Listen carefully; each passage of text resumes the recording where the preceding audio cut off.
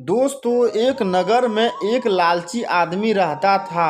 अपार धन संपदा होने के बाद भी उसे हर समय और अधिक धन प्राप्ति की लालसा रहती थी। एक बार नगर में एक चमत्कारी संत का आगमन हुआ। लोभी व्यक्ति को जब उनके चमत्कारों के बारे में ज्ञात हुआ तो वह दौड़ा दौड़ा उनके पास गया और उन्हें अपने घर आमंत्रित कर उनकी अच्छी सेवा सुरक्षा की। सेवा से संपन्न होकर नगर से प्रस्थान करने के पूर्व संत ने उसे 4 दीपक दिए।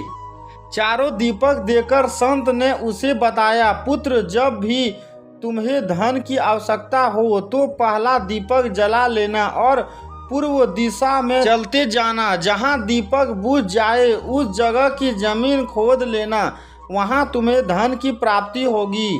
उसके उपरांत पुनः तुम्हें धन की आवश्यकता हुई तो दूसरा दीपक जला लेना, जिसे लेकर पश्चिम दिशा में तब तक चलते जाना जब तक वह बुझ न जाए। उस स्थान से जमीन में गड़ी अपार धन संपदा तुम्हें प्राप्त होगा।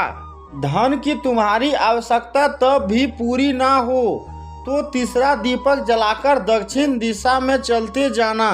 जहाँ दीपक बुझे वहाँ की जमीन खोदकर वहाँ का धन प्राप्त कर लेना। अंत में तुम्हारे पास एक दीपक और एक दिशा शेष रहेगी, किंतु तुम्हें न उस दीपक को जलाना है न ही उस दिशा में जाना है। इतना कहकर संत लोभी व्यक्ति के घर और उस नगर से प्रस्थान कर गए। संत के जाते ही लोभी व्यक्ति ने पहला दीपक जला लिया और धन की तलाश में पूर्व दिशा की ओर चल पड़ा।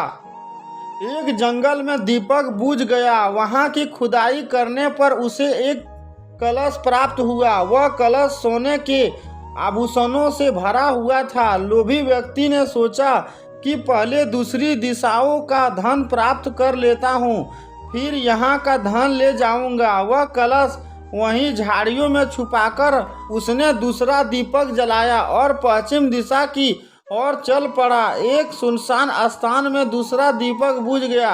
लोभी व्यक्ति ने वहां की जमीन खोदी। उसे वहां एक संदूक मिला जो सोने के सिक्के से भरा हुआ था। लोभी व्यक्ति ने वह संदूक उसी गड्ढे में बाद में ले जाने के लिए छोड़ दिया। अब उसने तीसरा दीपक जलाया और दीपक दिशा की ओर बढ़ गया। वह दीपक एक पेड़ के नीचे बुझा। वहां जमीन के नीचे लोभी व्यक्ति को एक घड़ा मिला जिसमें हीरे मोती भरे हुए थे। इतना धन प्राप्त कर लोभी व्यक्ति प्रसन्न तो बहुत हुआ, किंतु उसका लोभ और बढ़ गया। वह अंतिम दीपक जलाकर उत्तर दिशा में जाने का विचार करने लगा, जिसके लिए उसे संत ने मना किया था। किंतु लोभ में अंधे हो चुके व्यक्ति ने सोचा कि अवश्य उस स्थान पर इन स्थानों से भी अधिक धन छुपा होगा जो संत स्वयं रखना चाहता होगा। मुझे तत्काल वहां जाकर उससे पहले उस धन को अपने कब्जे में ले लेना चाहिए।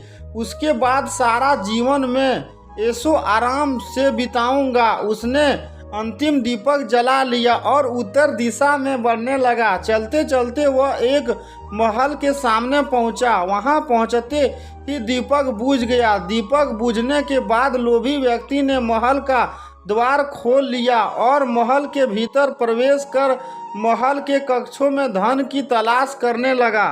एक कक्ष में उसे हीरे जवाहरातों का भंडार मिला, जिन्हें देख उसकी आंखें चौंधिया गई। एक अन्य कक्ष में उसे सोने का भंडार मिला।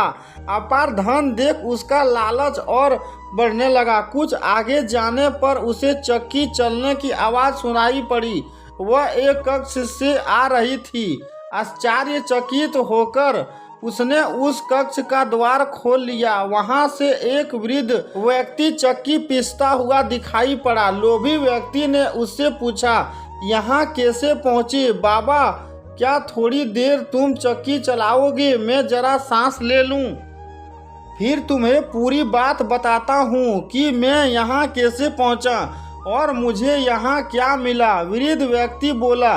लोभी व्यक्ति ने सोचा कि वृद्ध व्यक्ति ने यह जानकारी प्राप्त हो जाएगी कि इस महल में धन कहाँ कहाँ छुपा है और उसकी बात मानकर वह चक्की चलाने लगा। इधर वृद्ध व्यक्ति खड़ा हुआ और जोर जोर से हंसने लगा। उसे हंसता देख लोभी व्यक्ति ने पूछा, ऐसे क्यों हंस रहे हो? यह कहकर वह चक्की बंद करने लगा।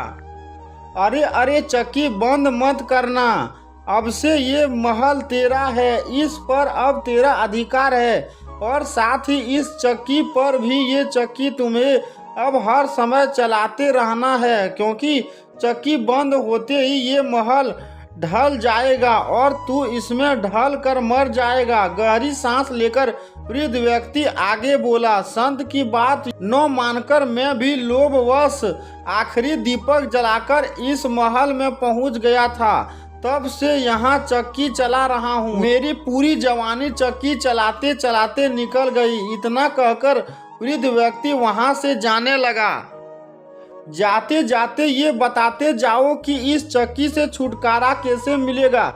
लोभी व्यक्ति पीछे से चिल्लाया, जब तक मेरे और तुम्हारे जैसा कोई व्यक्ति लोभ में अंधा होकर यहाँ नहीं आएगा, तुम्हें इस चक्की से छुटकारा नहीं मिलेगा। इतना कहकर वृद्ध व्यक्ति चला गया। लोभी व्यक्ति चक्की पीसता और खुद को कोसता रह गया।